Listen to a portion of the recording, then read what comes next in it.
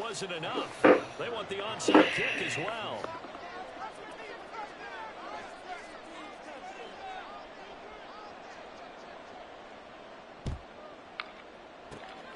And the Seahawks, looks like they've recovered. They have. And that's why you have your hands team out there on the field. Those are the best guys ready to make that play.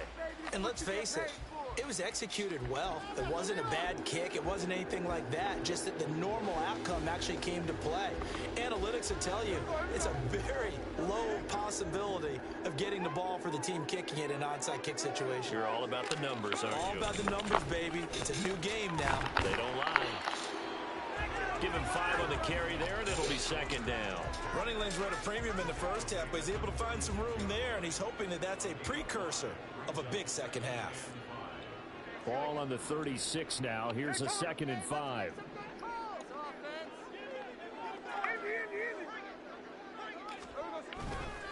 Now a play fake, and it's Smith. Walker with a grab, left side. And he is out of bounds right around the 10-yard line. The extra effort after the catch makes it good for a gain of 26 and also a first down. A lot of times the key is just get him the ball and let him do his thing, and they got it out to him on the left side, and he did exactly that. Excellent run after the catch.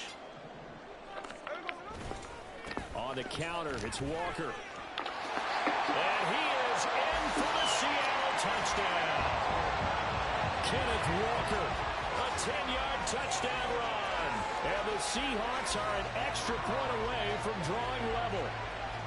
Sometimes you get a first and goal and you're back near the 7, 8, 9-yard line, and you start thinking, maybe we'll run it here on first down to get half of what we need, so maybe we can have 2 or 3 shots at going for it from closer range. So this is a bonus right here. What a great run to work his way into the end zone. Extra point up and through by Myers. And we are tied at 14.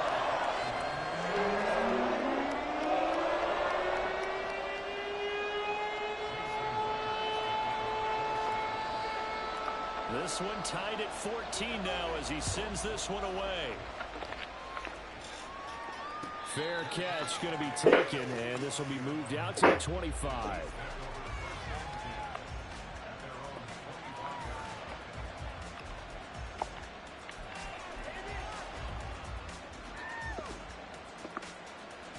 The KC offense out of the huddle, ready for their next drive. We got a brand new ball game, all even after that last touchdown, so every drive now becoming a little more critical here in the second half. And that's going to be a Chiefs first down as he's got this up to the 35-yard line. Absolutely love the run right there. This guy's known for his quickness, but also for his speed. And he's able to get to the second level almost before you blink if you give him any type of blocking. Always talk about slot receivers, and they're usually known as quicker than fast. In this case, we've got a guy who's quick and fast, and he used it to great advantage. Under a minute to go in this third quarter as they come up 1st and 10. Eluding the pressure right. They'll wind up getting right about 4 there on the scramble, and it's second down. Partner just a second earlier, and they might have had him because they certainly thought they were going to close in and drop him behind the line of scrimmage, but he had just enough time to dodge the pressure, and he ends up getting yardage before being stopped. On second down, a run with Edwards-Helaire. Give him 4 on the carry, and it'll make this a 3rd and about 2. 2 straight 4-yard runs, and it is steadily working the ball downfield. To me, they're staying right on schedule. First down, you want 4 yards or more to start the rest of the drive. They're getting exactly that. So they'll get a little extra time to come up with his 3rd down play as we've played 3 quarters. You're watching the NFL on EA Sports. Back now in Seattle, Washington. All even as we get ready to start the 4th.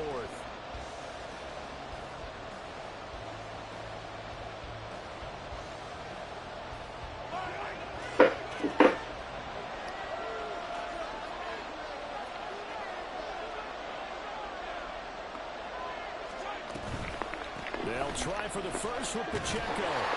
And he'll be taken down at the 46-yard line. Just to pick up a 3, but that is indeed enough.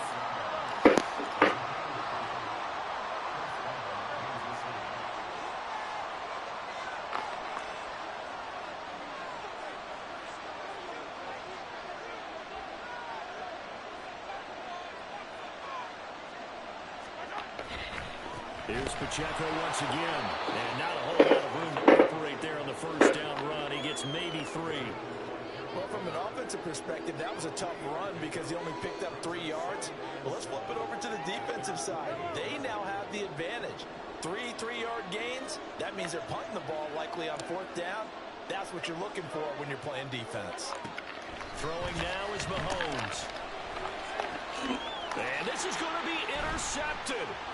Picked off by Devin Witherspoon. And the Seahawks are in great shape here as they take over at the 46-yard line. Well, we saw plenty of that during his much-heralded college career. He parlayed that into becoming a first-round selection. And now here he is making interceptions in the National Football League. And this is a guy that has all the physical tools, but the thing that sets him apart is what he's got between his ears.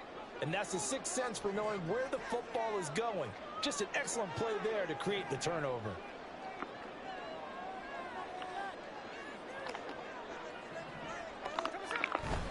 Here's Walker to start the drive. And it's been like this all night long. Nowhere to run as they stop him behind the line. He'll lose a yard there, and it's 2nd and 11. And the trend continues here in the 4th like it was in the 1st, 2nd, and 3rd. He's had nowhere to run. And you're probably thinking to yourself, why do they keep feeding him the football? Well, they trust him first and foremost. They do believe that over time he might actually pop one of these runs. But bottom line is he takes care of the ball well for them, so they'll keep handing it to him. Sticking with Walker on 2nd down. And only a couple there as he'll take this up to the 47. Seems pretty obvious defensively a key was stopping the run game. How have they done it so successfully? To me, it seems that these guys really did a nice job of paying attention during the scouting report meeting. And you know, Brandon, when they do those, they talk about the top plays that these guys like to run. The best runs for the top running back, those are the ones you focus on and want to take away. And they've done that pretty successfully in this game.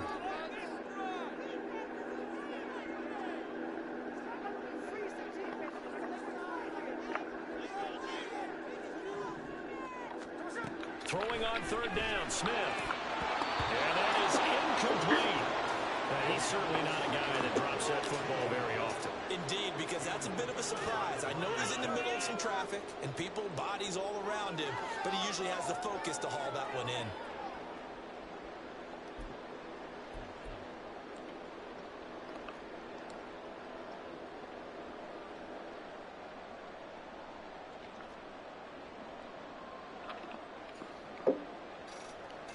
It's got to have it time. 4th and 9. Throwing now is Gino. This is going to be intercepted.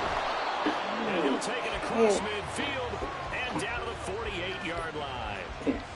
Well, we say it often, Charles, but not all interceptions are created equally, and that is a big one here in a tie ball game in the 4th quarter.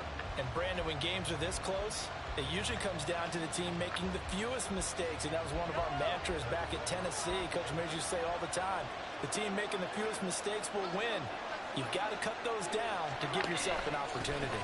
On 1st and 10, here's Pacheco.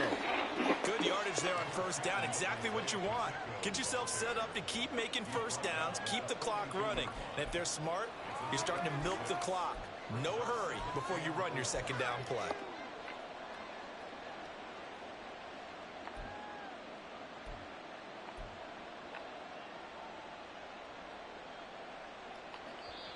Getting down to the good stuff, all tied with 2 minutes remaining on EA Sports. So the Chiefs in possession of the ball as we welcome you back. They've got a 2nd down now as they search for a score to break this tie. On 2nd down, here's Mahomes. Open man here, it's the tight end Kelsey. And he works it past the 30, almost to the 25. Tell you what, he's been able to put the ball in some tight spots all game long. That throw, no different. Yeah, a lot of people would call it a gutsy type of a throw. I think he looks at it as, I can do it, so it's not that big of a deal to me, and I'm going to keep firing. Plenty of time. All 3 timeouts still remain. Here's 1st and 10 now.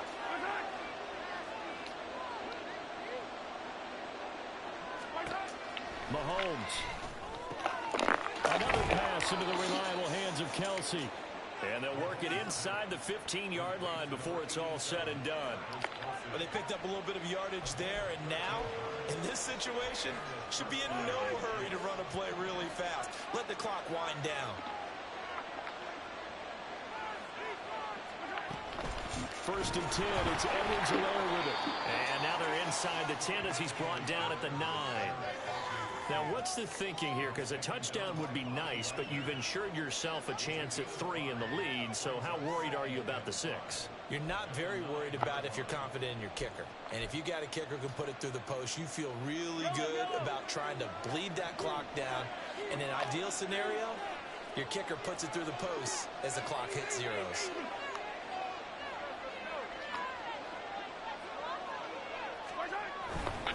A run by Pacheco on second down. And he'll be stopped just outside the 5 at the 6.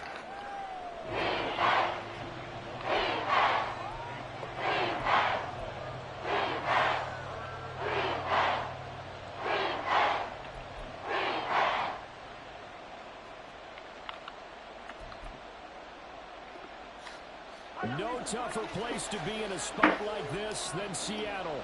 Here's third down.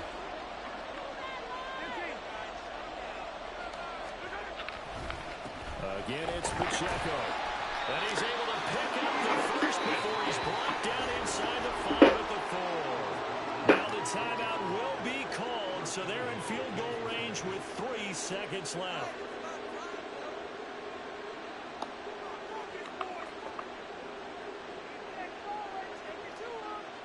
Everything right now resting on the right foot of Harrison Butker. And a timeout comes in. The whistles blow with 3 seconds remaining.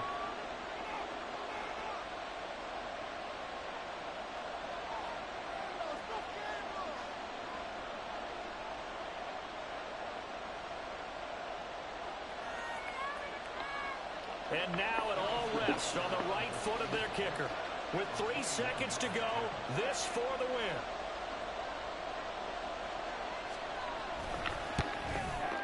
And his kick is indeed good. And it's celebration time on that sideline as they have taken the lead in the final seconds. So they tried to ice him there, but it's fair to say it did not have the intended effect. And I've known kickers that take it as an affront. And there he says, you think you're going to rattle me? Think again.